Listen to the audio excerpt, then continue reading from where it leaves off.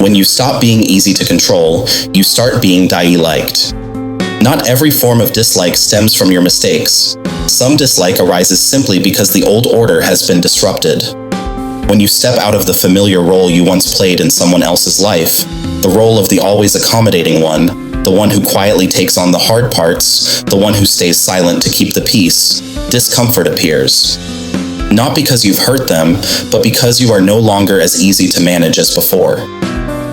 Human relationships often rest on unspoken structures. One side gives too much, the other grows accustomed to receiving without asking.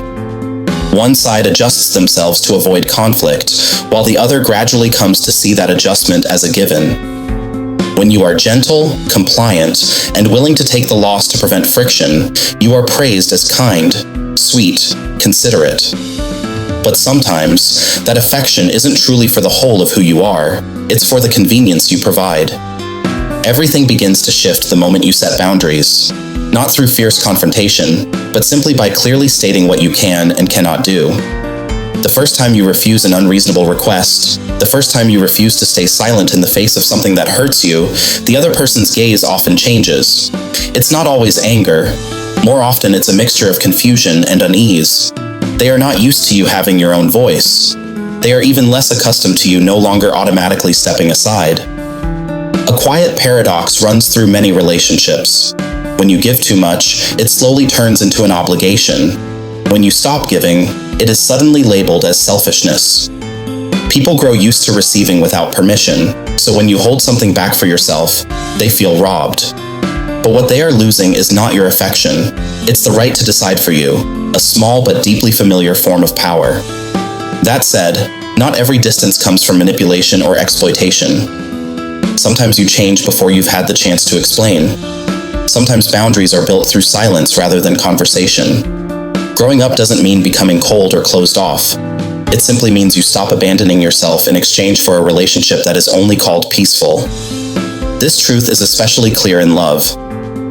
Many relationships fracture not because love has died, but because one person has only ever loved the compliant version of the other. When you begin living more honestly with your own needs and values, that freedom unintentionally makes the other person anxious. It holds up a mirror to the compromises they've grown used to accepting, and to the constraints they're not yet ready to face. Some dislike is very quiet. It doesn't explode or argue. It simply grows colder over time, expressed in vague remarks like, "You're not the same anymore." But "not the same anymore" often means nothing more complicated than this. You are no longer so easy to use, no longer willing to place yourself last in every situation.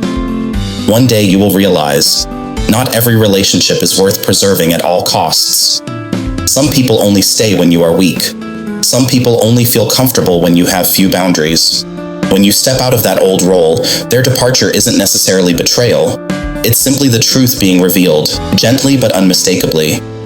Losing the affection of those who only loved you because it benefited them is not a great loss. It is simply the price you pay to live more truthfully with yourself. And sometimes, that quiet composure, needing neither explanation nor justification, is the clearest sign of a heart that has truly grown up. If you are learning to accept that not everyone needs to like you, let those who turn away pass like a soft breeze.